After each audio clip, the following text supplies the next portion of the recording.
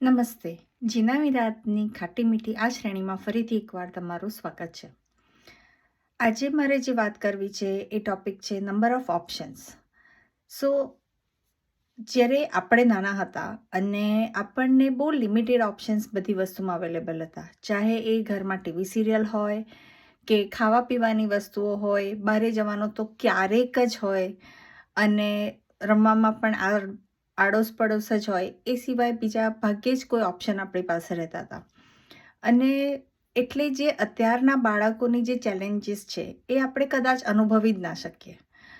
અને તે છતાં પણ જો આપણે એમની મદદ કરવી હોય તો આપણે એમના પોઈન્ટ ઓફ વ્યૂથી એમને સમજવા બહુ જ જરૂરી છે. હું જે પણ વાત કરું છું એ ઘણી બધી ભૂલો પછી, મારા સેલ્ફ રિફ્લેક્શન પછી અને જે રીતે હું એમાં ઇમ્પ્રુવમેન્ટ લાવું છું એ જ અનુભવ હું શેર કરું છું. એટલે એવું કંઈ જ નથી કે મારા બાળકો પરફેક્ટ છે કે હું પરફેક્ટ પેરેન્ટિંગ કરું છું, એવું કશું જ નથી. So please bear this in mind and I am just sharing my experience. So હમણાં થોડાક દિવસ પહેલાંની જ વાત છે કે જીનાને હવે એ પોતે બસમાં એકલી જતી આવતી થઈ ગઈ છે અને મેં એને આગલા દિવસે એમ કીધું કે બેટા કાલે પપ્પાને બહુ વહેલા જવાનું છે અને તને જો બસમાં જવું હોય તો તું બસમાં જાને, નહીં તો પપ્પા જોડે જવું હોય તો તારે બહુ વહેલા તૈયાર થવું પડશે. 8 વાગે એમને ઓફિસે રિપોર્ટ કરવાનો છે, એમની મિટિંગનો ટાઈમ 8 વાગ્યાનો છે.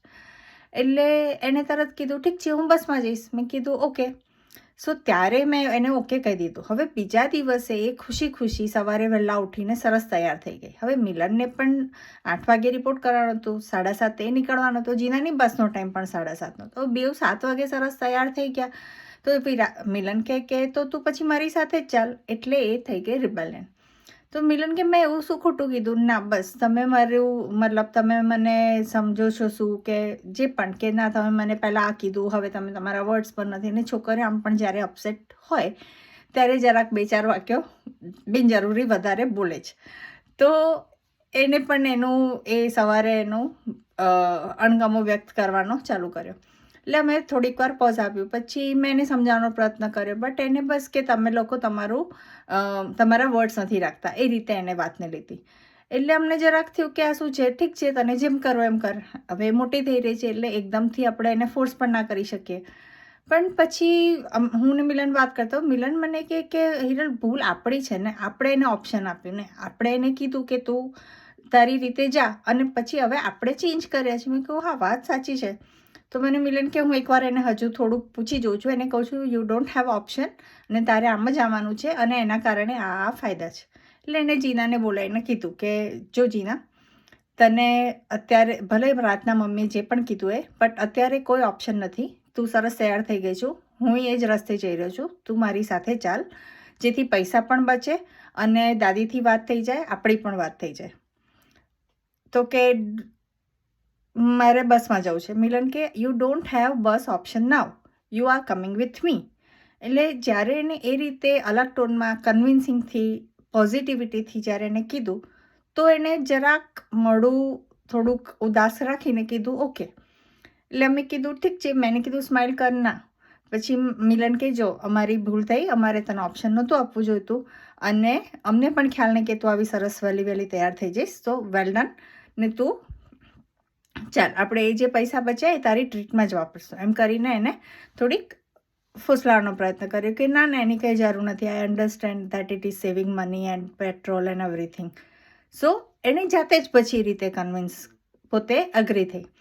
સો જ્યારે મને પણ એ જ લાગ્યું કે આ તો એક અનુભવ છે, બટ આવા ઘણા બધા અનુભવ જે રોજે રોજ આપણે કન્ફ્લિક્ટ આપણા બાળકો સાથે થાય છે, એનું ઘણું ખરું કારણ એ પણ છે કે આપણને એમની જે અત્યારની દુવિધા છે, સમસ્યા છે કે આપણે એમને એટલા બધા વિકલ્પો એમની પાસે હાજર છે દરેક વસ્તુમાં કે જ્યારે આપણે એમને વિધાઉટ પ્રોપર જસ્ટિફિકેશન કે લિમિટેડ ઓપ્શન્સ આપ્યા સિવાય જ્યારે એમને વાત કરતા હોય છે તો એમને ગળે નથી ઉતરતી. એમને એમ જ થાય કે બસ મને આ કરવું છે ને તમે આ કરવા નથી દેતા, રાઈટ? તો આપણે એઝ અ પેરેન્ટ મને લાગે છે કે જરાક વધારે અવેર થવાની જરૂર છે કે કયા ઓપ્શન્સ એમની પાસે છે, એમને પ્રાયોરિટીમાં કઈ રીતે વિચારતા કરવા જોઈએ કે કયા ઓપ્શન્સને ગિવઅપ કરી શકાય, કયા ઓપ્શન્સને અત્યારે લઈ શકાય. તો એ પ્રમાણે આપણે મોલ્ડ થવાની જરૂર છે કે એ કન્વિન્સ થાય, એમને સમજ પડે, એ રીતે આપણે વાત કરવાની જરૂર છે. આ વસ્તુ એટલી સિમ્પલ રીતે અમારા ઘરમાં સોલ્વ થઈ ગઈ સવારે, જે કદાચ અમે જો અમારી ભૂલ ના વિચારી હોત કે ભૂલ આપણી છે કે આપણે એને ઓપ્શન આપ્યું, અને પછી જે અમારો ટોન હતો કે ના બેટા અમારી ભૂલ કહેવાય, અમારે તને બસનું ઓપ્શન નહોતું આપવું જોઈએ, તો વી અન્ડરસ્ટેન્ડ કે તને અત્યારે કેવી તકલીફ થઈ હશે, કે તારે તારા ફ્રેન્ડ સાથે જવું હતું ને તને જવા નહીં મળે. સો જ્યારે આપણે કોઈને એમ કહીએ કે અમે તને સમજીએ છીએ અને અમને ખબર છે કે આ નહીં ને આ ઓપ્શન તે વિચારેલું હતું, બટ હવે અમને આ અનુકૂળ લાગે છે અને એટલે તારા માટે ઓપ્શન નથી, તો એ બાળક છે તરત કન્વિન્સ થઈ ગયો.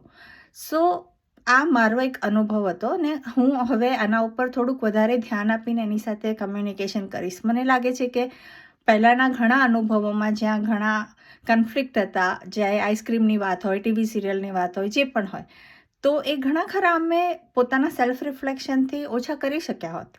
તમને શું લાગે છે? તમારી પાસે પણ આવા રોજબરોજના બાળકો સાથેના અનુભવો થતા જ હશે, તો તમે પણ તમારા અનુભવ ખાસ શેર કરજો.